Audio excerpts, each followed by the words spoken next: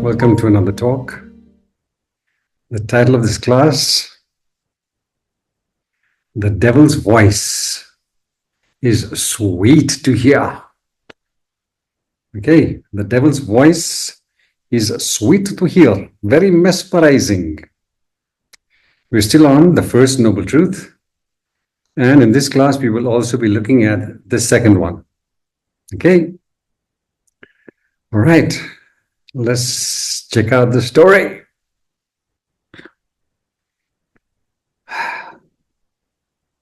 In 2000, in the year 2000, Brother Mark won a 34 million lottery. The kind of luck everybody dreams about. Lottery winnings.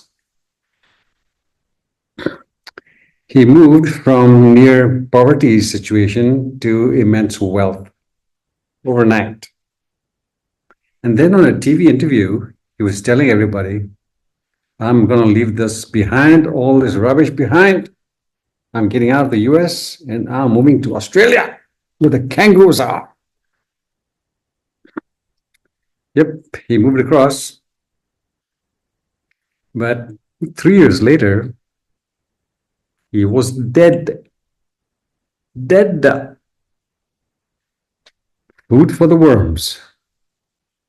Died of complications related to stress, alcoholism, drugs, and so on. Poor fellow. Very stressful. Why? Well, part of the reason, his first wife, once she found out that he had won so much money, she sued him for child support. You gotta give me child support. And a large chunk of his winnings went to her. He divorced his second wife after he won the lottery. Didn't want to share with her, but she also grabbed a large chunk of his winnings. Rather stressful. And then to make matters worse, his former girlfriend, while he was drunk, swindled him of $500,000. How she did it, God alone knows. These kind of complications kept repeating till finally he went somewhere else, not the reality. 34 million bucks, no happiness, no stability, no joy. What a tragedy. These kind of stories are commonplace. The wealthy, the fortunate to win such lotteries, commonplace. Yeah? What is really common about these commonplace realities that so many people experience? Well, the common thread which runs through all these lives is that outer victories minus inner victories always lead to a life of turbulence. Outer victories, in the absence of inner victories, spell disaster. So sorry. So, what does the title of this class mean to you? The devil's voice is sweet to hear. What does it mean? It means that we continue to believe, even though the truth is right in front of us, we continue to believe that if we only had a fraction of the wealth and the name, fame, power, position that these few individuals on the planet have, If we only could get a fraction of it, we would be so happy and our life would be made. That's the devil's voice. Believe in a false reality. And yet, even though we believe this, staunchly believe this, research after research tells us that outer success has only a very fragile, questionable relationship with happiness and fulfillment and joy and laughter and so on. Yeah, the relationship between outer success and our well-being, lasting joy and well-being, very questionable. Studies after studies, research after research proves that this devil's voice should not be paid attention to.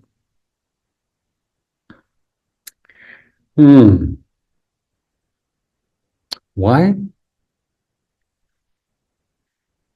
Because these outer victories do not have the means to cure depression, stress, ill health, relationship fiascos, and you name it, negative mind states. They don't have the means. Only spiritual clarity has the means to lift us out of our misery. Outer wealth doesn't offer us the skills. Okay, clear so far? Right. To believe that happiness and fulfillment and joy and laughter are out there is a huge error in our perception.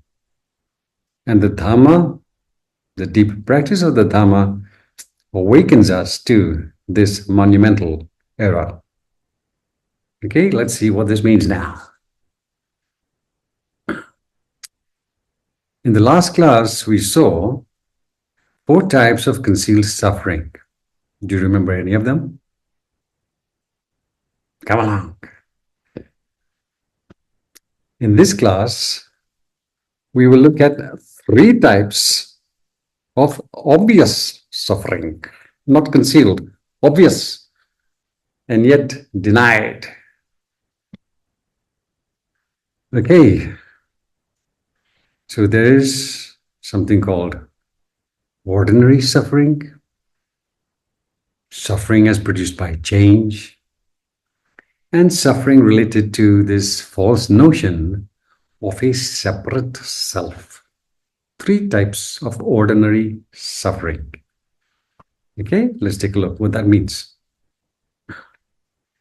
Ordinary suffering relates to birth. Yes, birth, terminal illness. We're all popping off. No question about it. There's birth, there's illness, there's old age, wrinkles, and there is, see you later, boys, death. Yeah. The round, birth, illness, sickness, accidents, fiascos, death. Not very pleasant.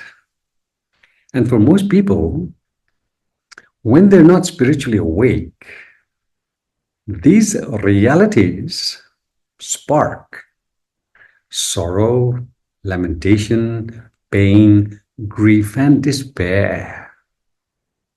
Yes, a lot of misery.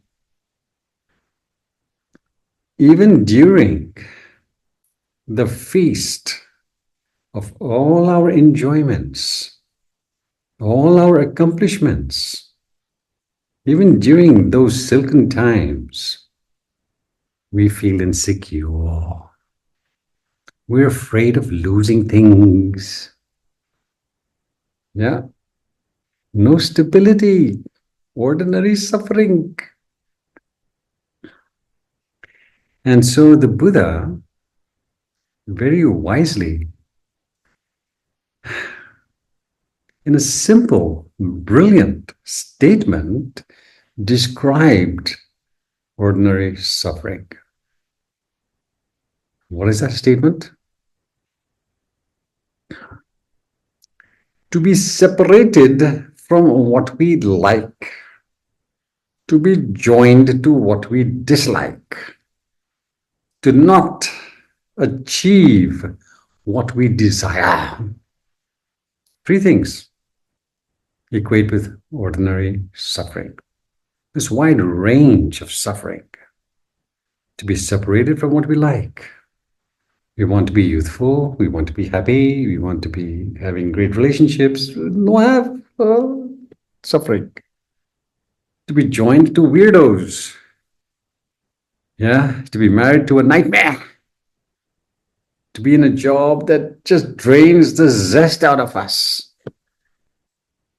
To be in traffic jams day in and day out. Going to work, coming back from work, joined to what we dislike. Ill health, accidents, you name it. To not get what we want. We want to be happy. We want to be rich. We want 6 months vacations. We want that Ferrari. We want this and we want that. How many people achieve even a fraction of their desires in a given lifetime? It's just all longing, thirsting for this, thirsting for that. Even after we achieve this, we want that. And we get that, and we want this. No stability. Ordinary suffering. A life lived in turbulence. Yeah? Dissatisfaction, disharmony. All right.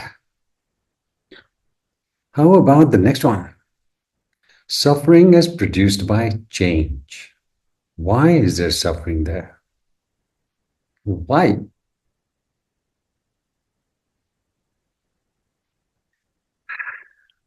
Basically, it is because we refuse to accept life for the way it is. It's changing. It's transient, fleeting. But we want it to be different. No can. It's the resistance to what is that creates the suffering, not what is. The resistance, the non-acceptance of what is. That's where the suffering lies. Okay? Today, we can be in the prime of health and youth. Tomorrow, health gone, suffering in the hospital. Yeah. In a world that's constantly changing, transient in nature, fleeting, ephemeral, trying to grab it, wanting it to be a certain way, that's where the suffering is. The devil's voice. Grab for what cannot be grabbed. And we in zombie mode do our best to catch clouds. You can't catch cloud, boys or girls. No catch, no can. Okay. And then there is the third type of suffering. Suffering produced by this incredibly faulty notion of a separate self. Me separate from everything else, separate. But this so-called Separate self consists of, independent self consists of 5 aggregates. The body, 5 components. Just like this body is composed of the heart and the lungs and the liver and everything else. One body composed of all these things. This so-called self-existing entity is composed of 5 aggregates. The body, which is constantly changing from nanosecond to nanosecond. Feelings, changing. Today I feel good about this. Tomorrow I don't like that. Yeah, feelings, very changeable. Perceptions. I love hamburgers with beef. I love junk food. Coca-Cola, gallons. But then, after a stint in the hospital, I realized, oops, that was a wrong perception of reality. Not good, poison. Yeah, so we changed our habits, perceptions. What we once thought was supersonic turns out to be a nightmare. And then there is mental formations called thought patterns, the narratives in the head. I like this, I don't like that. This one is an idiot. This thing is not good. Criticize, complain, judge, resent, and jealousies, and so forth. Yeah, mental formations, all based on a faulty worldview, changing. And then the fifth one is consciousness. We're conscious of this, we're conscious of that. Yeah, we're conscious of the world around us.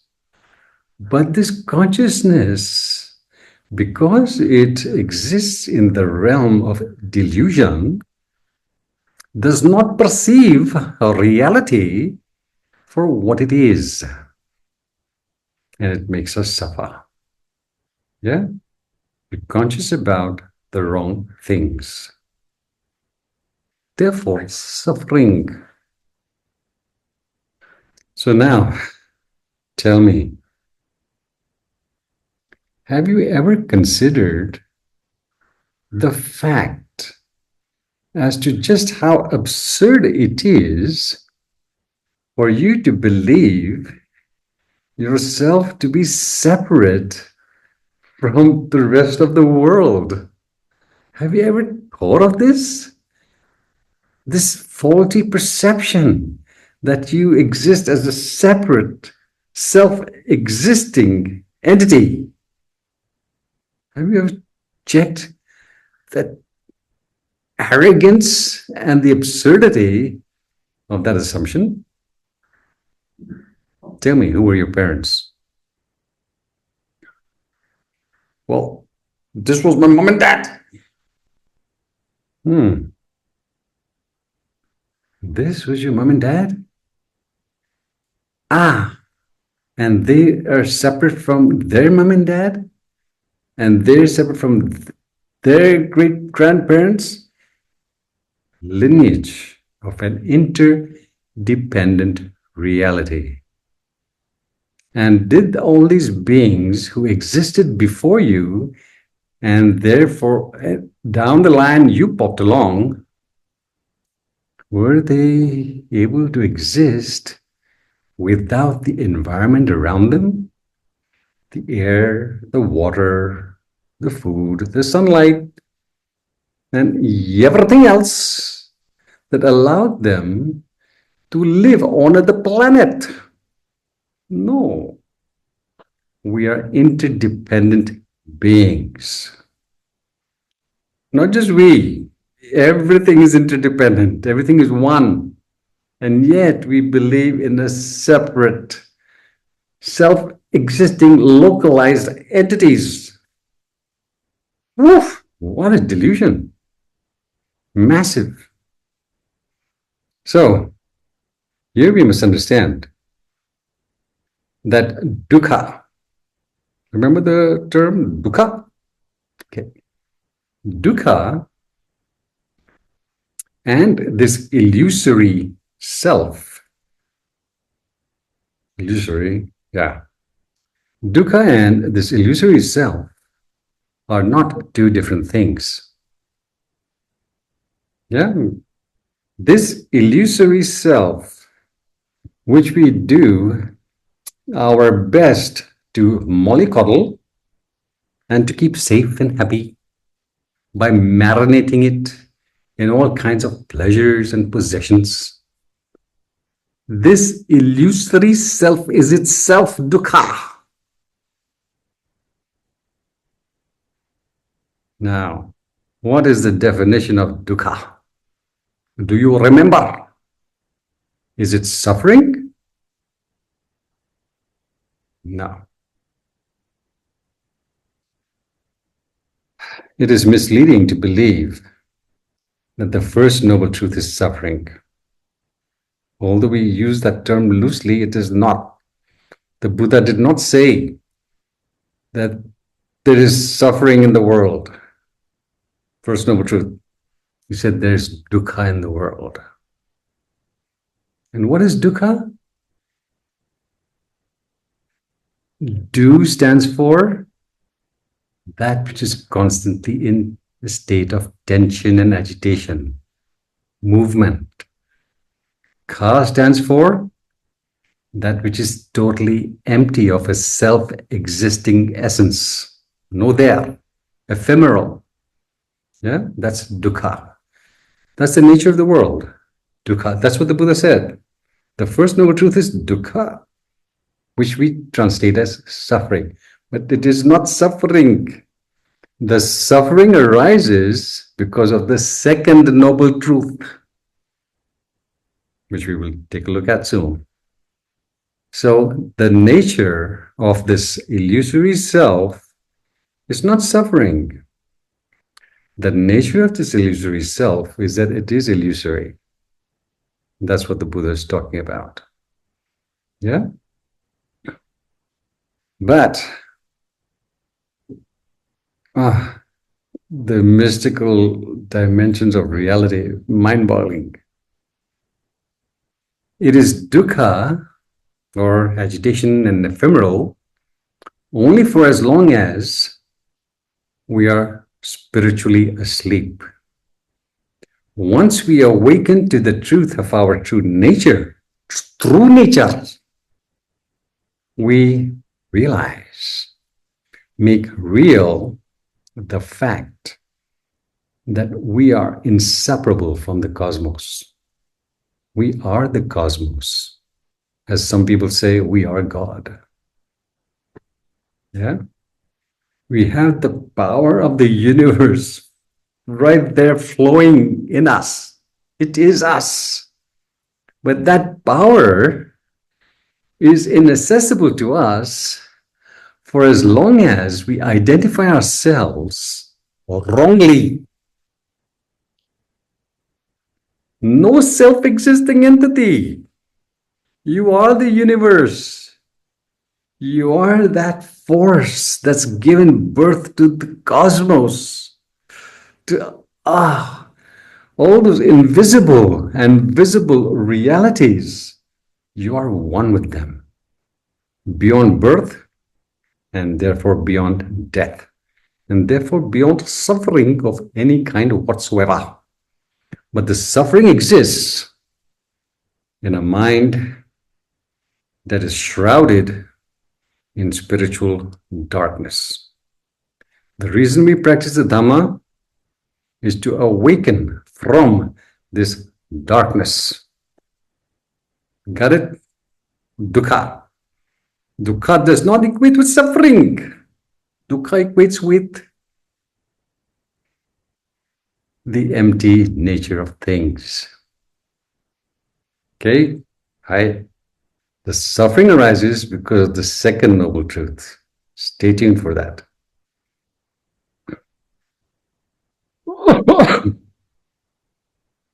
Now, This truth of not self, anatta in Pali, anatta, no self, not self.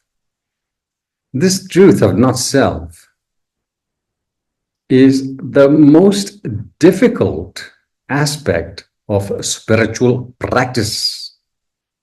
Very difficult to realize it, extremely difficult. Remember what I said in the earlier class? That it is easier to climb Everest with a baby gorilla on your back than to be still enough in the mind to see the true nature of reality. Not easy. Far easier to get up summit Everest with a little gorilla on the back. So it is the most difficult aspect to realize in the practice.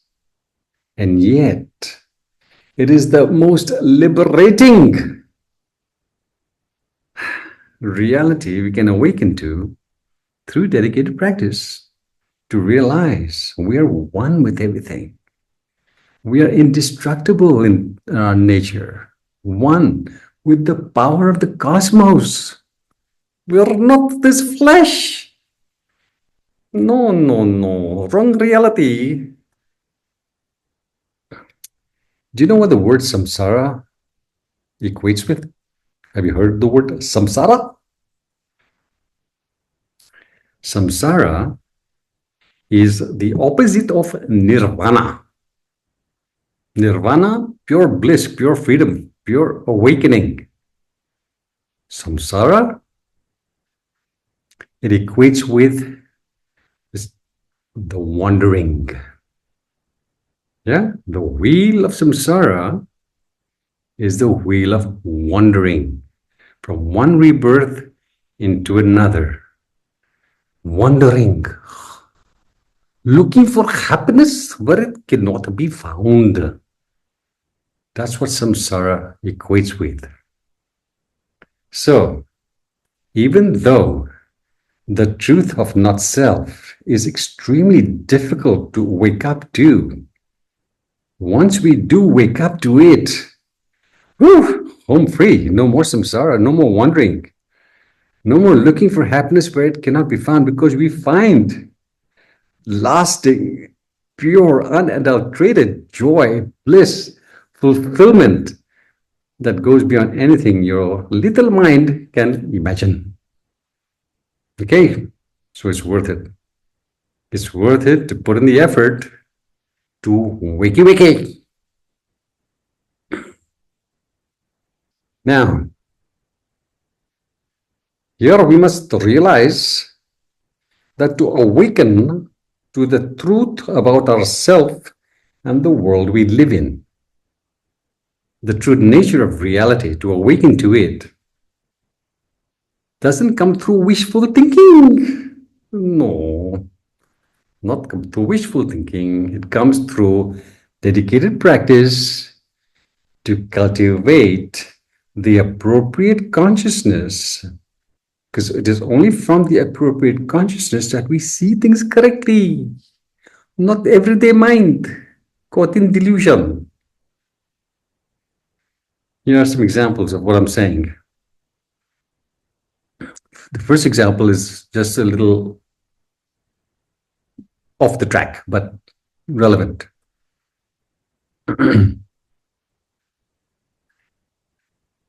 A week ago, some fellows came to install a new printer that I had bought, yeah, to set it up for me. And while they were setting it up, they were looking around in my living room. And I was wondering what they're looking for. They were just looking. And finally, they couldn't stop themselves from asking me, "Sir, you don't have TV?" I said, "No, I don't have a TV." "Sir, how you can live without TV?" I said, "Listen, buddy, TV, clogging mind. I don't want clogging mind. Yeah, it's rubbish." They looked at me as though I was speaking Swahili. For them, their consciousness was not able to understand just how destructive this reality is to be watching TV every single day, hours on end. Watching the TV day in and day out creates such an incredible turbulence in the mind, which most people do not realize. And then they wonder why they're unhappy. So these fellows, who are obviously TV addicts, could not comprehend what I was saying. It didn't make sense to them. They didn't have the appropriate consciousness to make sense of what I was saying. Yeah? Okay. Here are some more examples. How many of you are able to see stars during the daylight? Bright sunshine, beautiful blue sky. Can you see the stars? No can. Why? Because the right conditions are not met. Yeah? We see the stars when it grows dark, not during bright sunshine.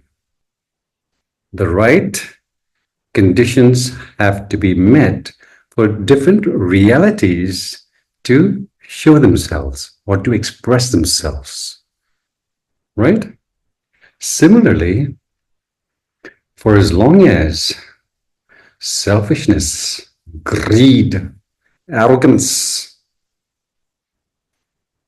and other similar nasty, negative realities are percolating in our consciousness, we don't have the appropriate consciousness to awaken to the true nature of reality. We need to eradicate selfishness. We need to eradicate this I, me, and my syndrome. Then, and then only, will the true nature of reality reveal itself to us. Not otherwise. The right conditions have to be met for different things to happen. We do not find polar bears in the Sahara, nor do we find camels in the Arctic. Certain conditions create different realities. We need the right consciousness, and that right consciousness comes through personal refinement, not in a coarse mind that's obsessed with I, me, mine, me. Just consider how often during the day you're thinking of number one, me, I, mine, your comfort, your happiness, your security, your this and that, along with the security, happiness, and so on of the things that you are attached to, the people you are attached to. Workplace, family, friends. It's all about you most of the day. How much thought, how much feelings do you express towards the rest of the world that's suffering out there? What is your contribution to making the world a better place? Where is the contribution? How often do you bless people? How often are you grateful for all the beings, those nameless, faceless people who have built your home and the roads and the cars and your mobile and all that rest, the food you eat? Do you give thanks to them? No, it's all about you. With that kind of consciousness, how is it ever possible to awaken to the fact that you are the cosmos? No can do. Can do. And therefore, the Buddha, on several occasions, mentioned that the truth of this no self, the truth of life, the true nature of reality that he awoke to with enormous difficulty, enormous, read about him, magnificent stuff, is extremely subtle and even more perplexing, yeah, cannot be comprehended by this everyday mind. Cannot. It can only be comprehended by the wise, by those who have made the main thing, single-pointed focus towards awakening.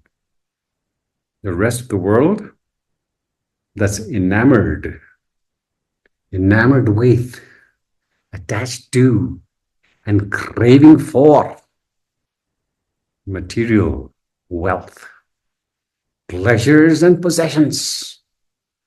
For those guys, the Buddha says, those guys cannot understand what I'm saying, nor can they appreciate what I'm saying. They're not interested in what I'm saying. Why? Because their consciousness is shrouded in spiritual darkness. For as long as they're spiritually asleep, there's no possibility for them ever to be happy in this world. No possibility, because their worldview is faulty. And therefore their actions are faulty. And faulty actions equate with suffering. Got that? Okay. So in the absence of spiritual clarity,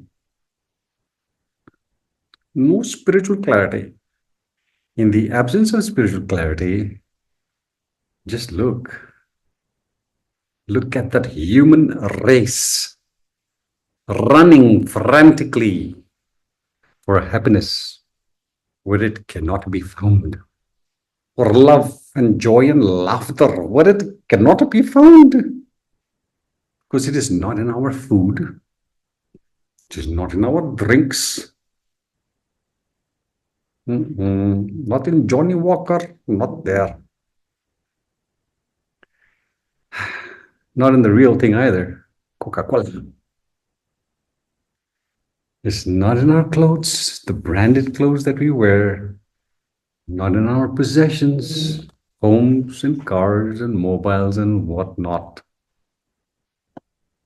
Not in our wealth, bank account very big, but no happiness. Yeah, not in those enticing pleasures we just marinate in, not there, it's fleeting. Not in our accomplishments or in our relationships. Even in relationship, not there. Look at.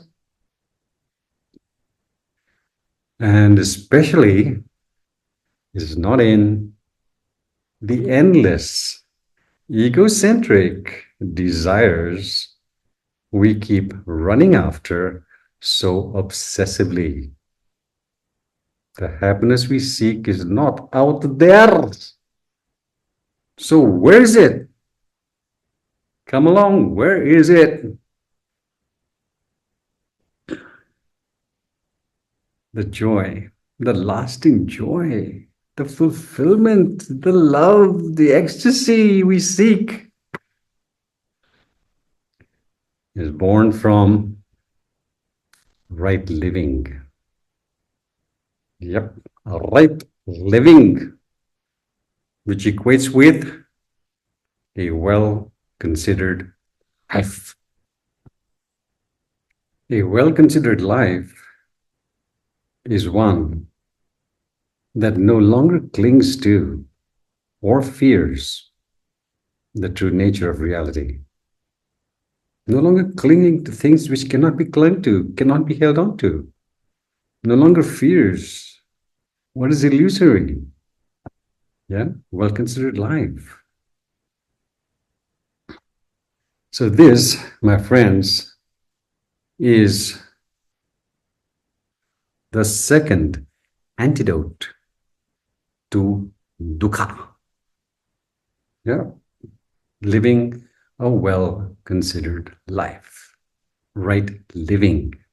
What was the first antidote we talked about in the last class? Do you remember? Amnesia. You say watching videos, but no practice, nothing sticks. Useless. What we spoke of in the last class was performance gaps. Performance gaps that require our immediate attention. What are these performance gaps? Most important, removing the toxins in our mind. For as long as those toxins remain, the anger, the resentment, the grief, the shame, the whatever, yeah, the non-forgiving, for as long as we're holding on to these burdens, no can see. We need to purge. Important to purge through right practice. Performance gaps, the building of right habits, letting go of procrastination on things which are important. No, don't procrastinate. Keeping the main thing, and whatever else that needs doing. Yeah, performance gaps that need to be bridged. If those performance gaps are not bridged, there can be no traction in the practice. Impossible. And therefore, we need a teacher to keep encouraging us and to keep reminding us, hello, hello, don't run around like that. Do what is to be done. Yeah. Okay. What is right living? What does it really mean? A well considered life? Well, let's take a quick look. Just a quick look, because I've talked about it in other classes, but I have to repeat it again and again. Okay? First, let us look at what right living is not. Then we will look at what it is. Okay? When our life is afflicted by disappointment, disillusionment, despair, depression, and other nasty members of this flock, resentment, jealousy, anger, criticism, complaints, judgments, and so on. When our life is inflicted by these negative mind states,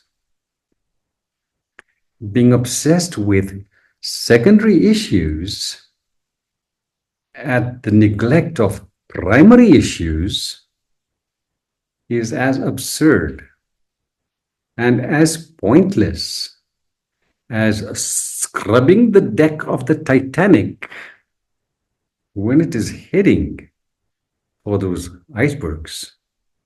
That ship is heading to be sunk. Yes, no scrub the decks. Wake up. The iceberg we're heading for is called death. Yep. Terminal illness. During our brief time on the planet, instead of paying attention to what really matters, look at the masses scrambling for happiness where it cannot be found. Isn't that absurd? Ah, fascinating stuff. The devil's voice. Keep looking over there. False promises, baby. False promises. Once again, for as long as our life is afflicted by all kinds of difficulties, not paying attention to what really matters is synonymous with living in a state of insanity. Wake up. Okay, so that's not the well-considered life. So right living equates with the cultivation of exemplary personal qualities and practices that allow us to awaken to what is true and of timeless value. That's right living. The cultivation of those exemplary qualities, which I spoke of, the 10 perfections and so forth, 5 spiritual qualities. Yeah. The cultivation of exemplary personal qualities and practices that allow us to tap into our magnificence and the magnificence of the world around us. That's right living. When we do that, when we're in the process of perfecting ourselves, refining ourselves, that's when life showers us with its blessings. Life becomes effortless, joyful, brilliant beyond measure. And not only those blessings, but the greatest blessing, it reveals its mystical, magical, miraculous dimensions to us. Brilliant stuff. No amount of money, no amount of worldly power and position, name and fame can ever access this. None. Only the appropriate consciousness can access this. Okay? A well-considered life is the antidote to dukkha. Okay, that chapter is finished. Now let us look at the devil's voice itself. The second noble truth, the truth of the cause of suffering, why we suffer, not because of dukkha, but because we don't understand dukkha. That's why we suffer. Okay, so the second noble truth informs us that the reason we are steeped in misery, dissatisfaction, is because of tanha, another Pali word. Okay, we talked about anatta, which is not self, tanha. Tanha equates with thirst, insatiable thirst. Yeah, translated as craving. And this craving rests upon, is born from spiritual ignorance. That's the nature of the second noble truth. We are craving, we are thirsty for things that can never fulfill us. We want life to be this way when it actually is this.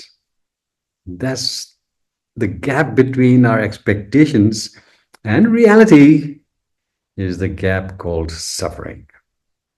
We need to bridge the gap. We need to accept life the way it is. Life as we know it, the way it is. Yeah? How do you define craving? How do you define this thirst?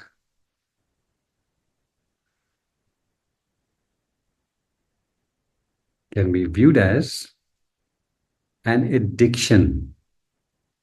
Addiction! It can be viewed as an obsession. can be viewed as a compulsion towards things that cannot be grasped at, for things that can never fulfill us. That's craving. Why is it that when sailors shipwreck and they're out bobbing on their little life raft, they're not going to drink that salt water? They will die of thirst in their little lifeboat.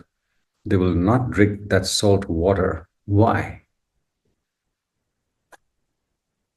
Because they're aware enough, they're conscious enough of the fact that yes, they're thirsty. But if they were to drink that salt water, that thirst will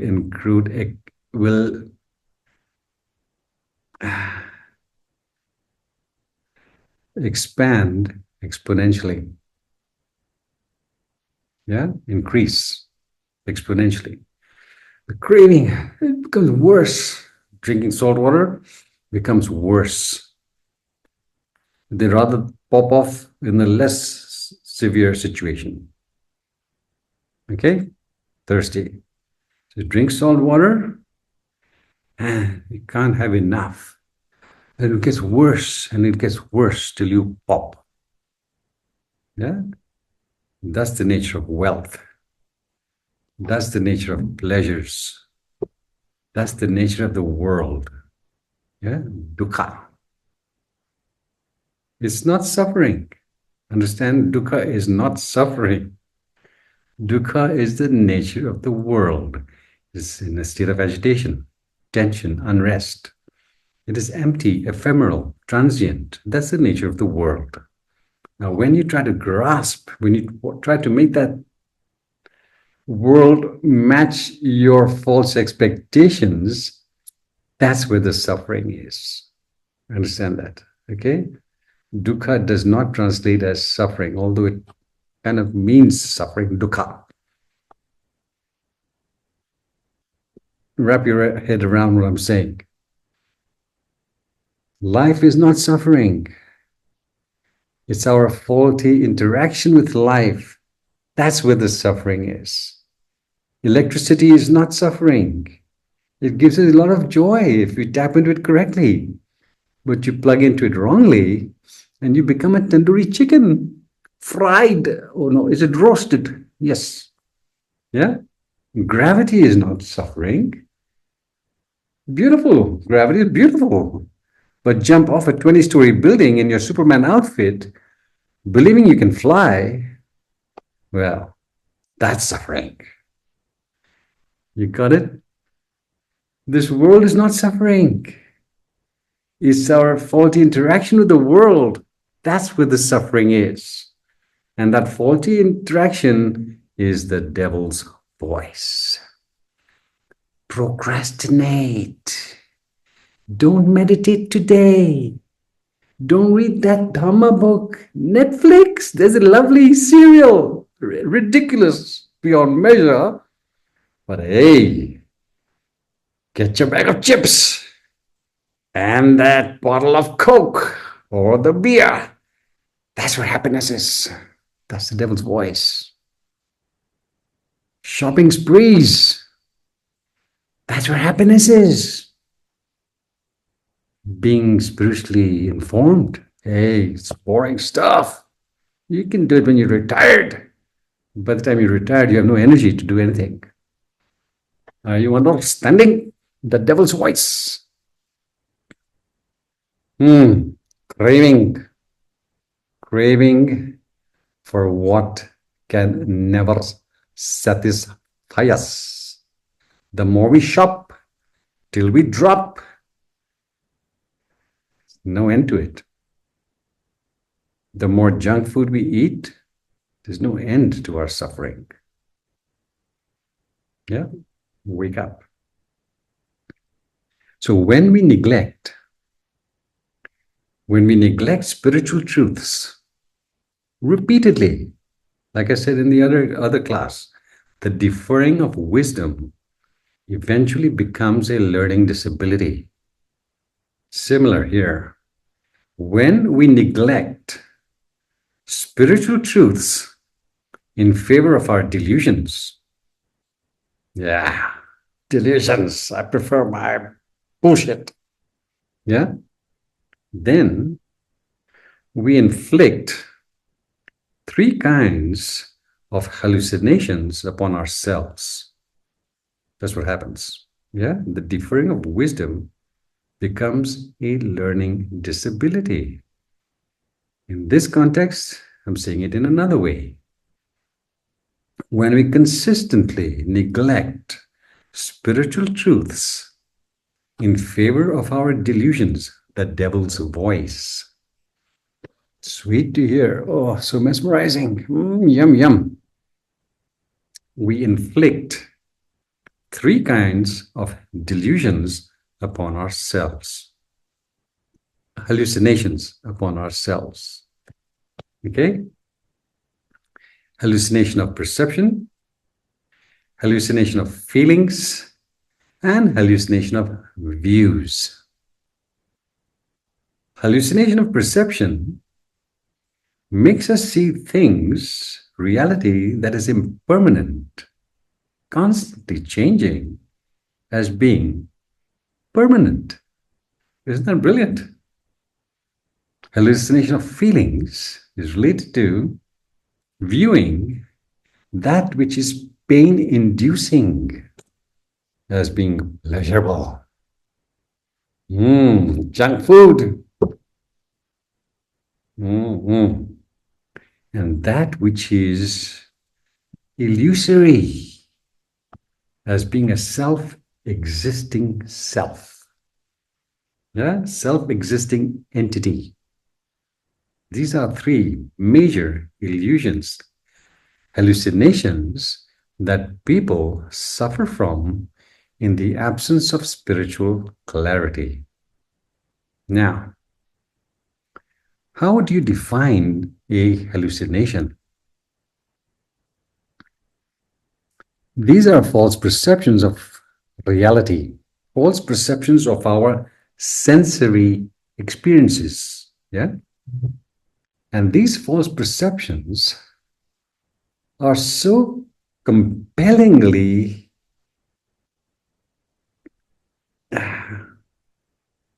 real that we cannot even doubt their veracity. They're so compelling in their sense of reality. That's a hallucination. Out there in the desert, you're thirsty, you're lost. You start to see an oasis, so compelling. Yeah, there's camels there, there are people there, there's water there, there's trees, there's dates, date palms. Happiness! Hallucination. It's a compelling reality related to what is not there. That's a hallucination. Yeah, extremely compelling. Makes us believe that our senses are actually giving us true data. It's false perceptions of reality. Are hallucinations dangerous? Definitely. Yes, yes. Why?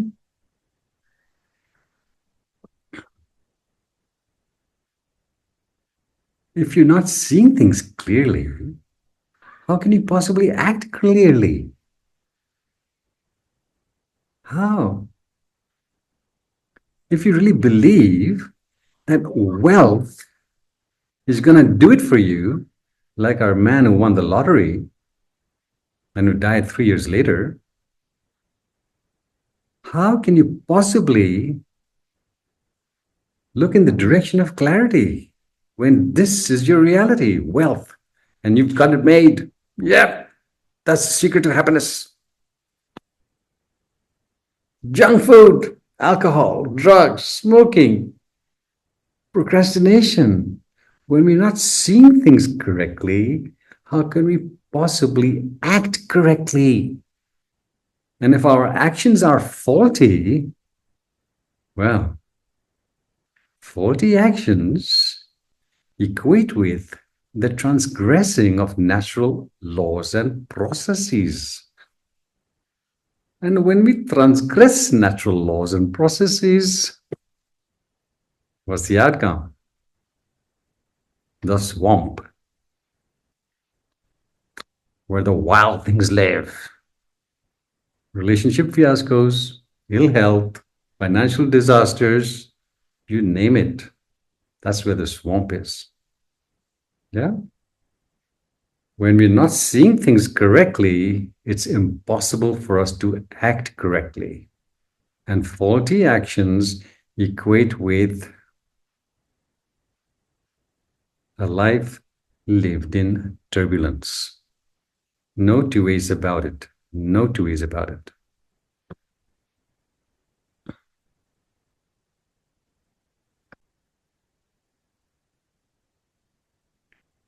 The more we see how strangely nature behaves, how mystically, strangely nature behaves, the harder it is to formulate a model that explains how even the smallest phenomena work. And therefore, theoretical physicists have given up on this futile task.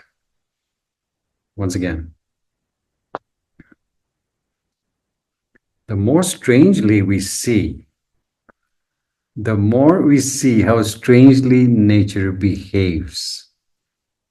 Yeah, the more we see how strangely nature behaves, the harder it is to formulate a model that explains how even the smallest phenomena actually work. And therefore, theoretical physics or physicists have given up on this task. Who said this? Richard Feynman, American, 1918 to 1988. He was on the planet running around. He was an American theoretical physicist who, even today, even after he's popped, he's widely considered to be one of the most brilliant, influential, and iconoclastic. You understand what the word means? Iconoclastic? Breaking of standard norms and belief systems. Most brilliant, influential, and iconoclastic figure in his field. Theoretical physics. Yeah. Does this remind you of something? The Buddha echoed these words pretty much 2,500 years ago when he said that what he awoke to, the truth that he awoke to, is extremely subtle and perplexing. How strangely nature behaves. And because it is so perplexing, it is beyond the capability of the rational mind to understand or comprehend. The truth of this reality can only be understood by the wise. Who are the wise? The beings who have invested time, energy, and attention towards cultivating the appropriate consciousness to perceive life's mystical dimensions, the strange realities, the strange ways it behaves. This everyday mind, impossible, absolutely impossible to understand. Okay, so now let us look at the three hallucinations a little more.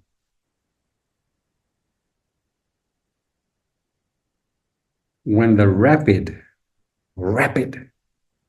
arising and passing, flashings basically, when the rapid arising and passing of all conditioned phenomena is not given proper attention, then impermanence cannot be seen or acknowledged by us because it is concealed by continuity.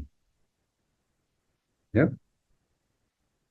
This is the hallucination of perception.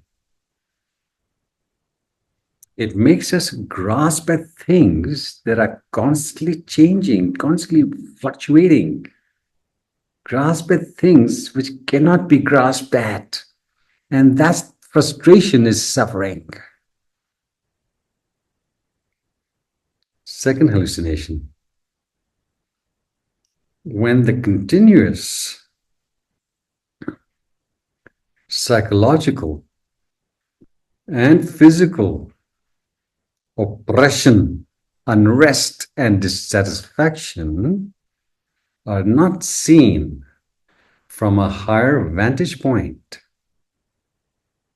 then the truth of suffering, this feeling, is concealed by the constant movement of our bodily postures and our bodily needs, plus the staunch refusal to accept the fact that we just don't feel good enough of the time, even during our silken moments. Just don't feel good enough. Yeah? Hallucination of feelings. We're okay. Are you really okay? Why do you need to blink so much? Why do you need to swallow all the time? Why do you need to change your postures? Why are you constantly hungry? You just ate breakfast. Why do you need to eat again? Yeah? Constant oppression, constant unrest is there, but it's just concealed by the bodily movements, postures, needs, and the staunch denial of the fact that we're just not happy enough of the time. Hallucination of feelings makes us invest our feelings in things that cannot offer us lasting fulfillment. No can. Instead of feeling this pleasure in refining ourselves, we invest our feelings in staying unrefined. Isn't that absurd? Scrubbing the deck of the Titanic while it is heading for the icebergs. Absurdity. Then the third one. When the innumerable, transient elements that make up everything in the world, innumerable, transient elements, look at this, constantly changing, is not given proper attention, then the truth of not self is concealed by compactness, is concealed by a sense of a separate self. Yeah, so this hallucination of what is illusory, which is not really there, persists in our belief in a separate self, existing entity or entities. Yeah. Crazy. Not even subatomic particles, please understand. Not even Subatomic particles stand alone, self-existing. They're always in an intimate relationship with other equally ephemeral subatomic particles. They never stand alone. You don't stand alone. Neither does anything else in the world. It's an interdependent reality. We are one with everything else. Wiki, wiki. Hmm.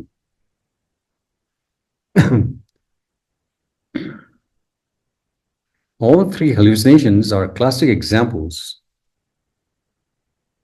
of believing what we want to believe instead of awakening to what is true.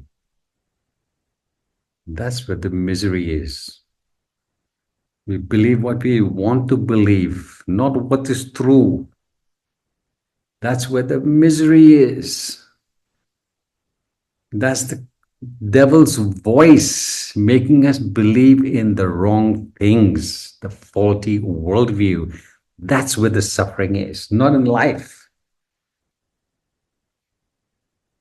Life is brilliant the way it is. It's our faulty perception of it and our faulty interaction with it. That's where the suffering is. So, what's the cure for these hallucinations?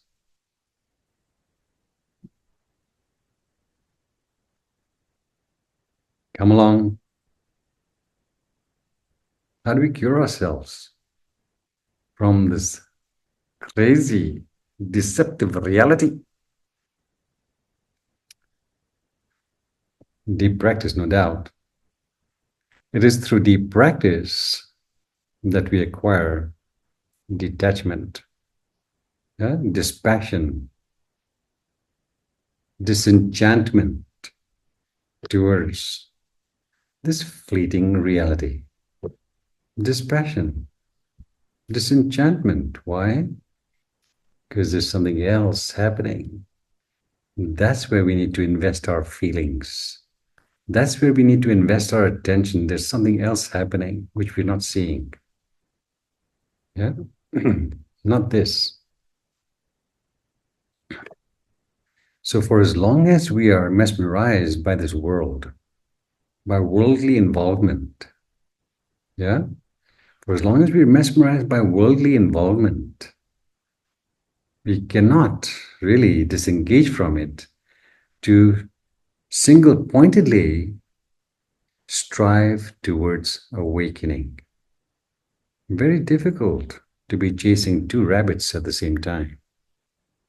Very difficult to catch even one. Okay? We need tremendous focus to wake up. And this focus comes from no longer being enamored by, mesmerized by the fleeting pleasures and possessions of this world.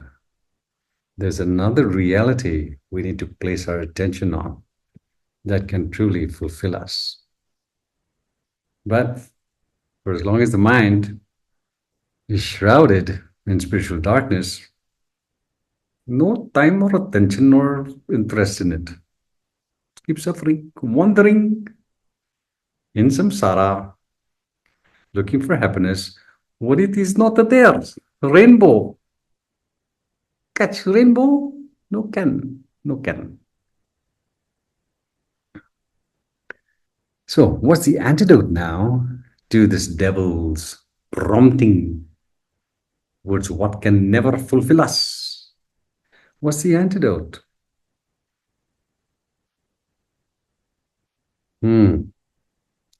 Once again, same antidote, deep practice. Deep practice, study and practice of the Dhamma makes us realize that we have been believing for lifetimes. We have been believing in a worldview that is completely flawed, out of kilter,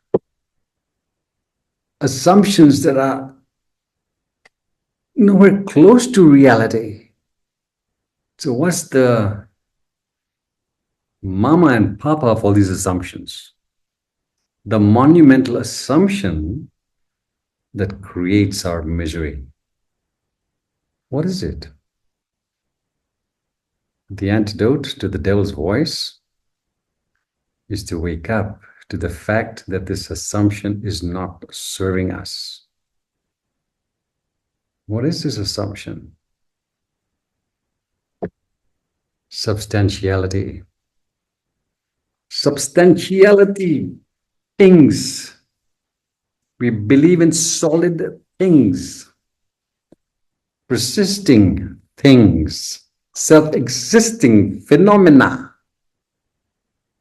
People, creatures, nature, trees, mountains, rocks. Hey.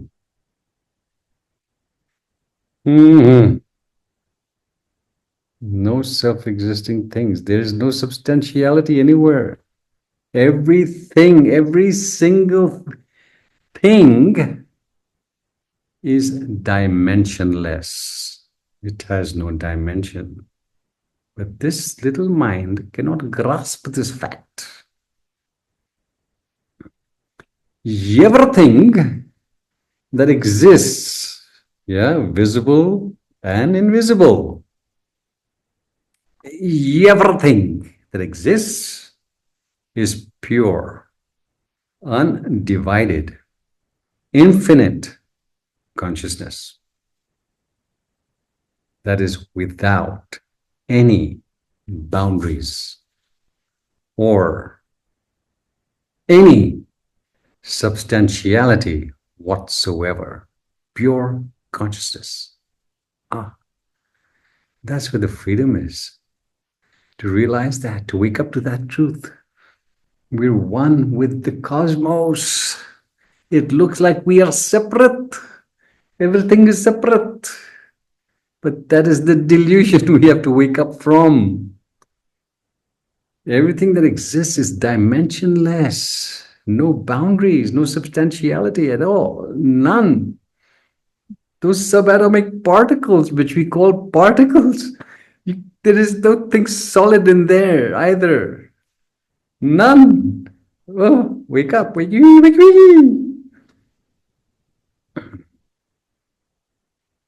The immense value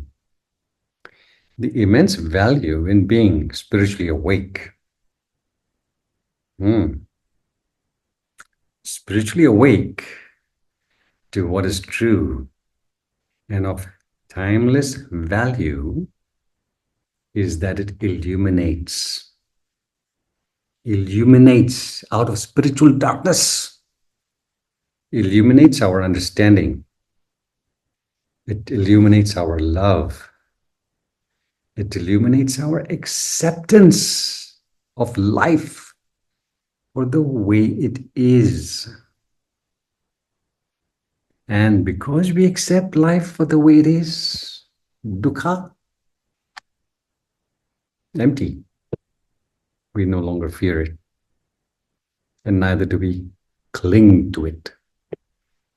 Trying to cling to what cannot be clung to is futile, frustrating, depressing, misery.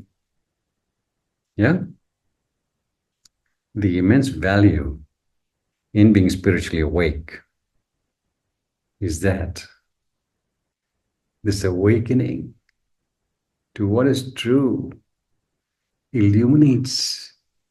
Have you seen how saints have this aura around them? That illumination, they glow. There's a light inside. No more darkness. They're glowing in their presence. I've come across some of these people on this planet. While I've been on this planet in this form, I've met some of these people who are actually glowing, radiating clarity. Brilliant to be in their presence. brilliant. Yeah. Eyes are sparkling. Skin is sparkling. When they smile, when they laugh, ah, better than any orchestra on the planet. Beautiful. Yeah. It illuminates our understanding, our love. What does it mean? Illuminates our love. We no longer place our feelings and our emotions where we will get disappointed.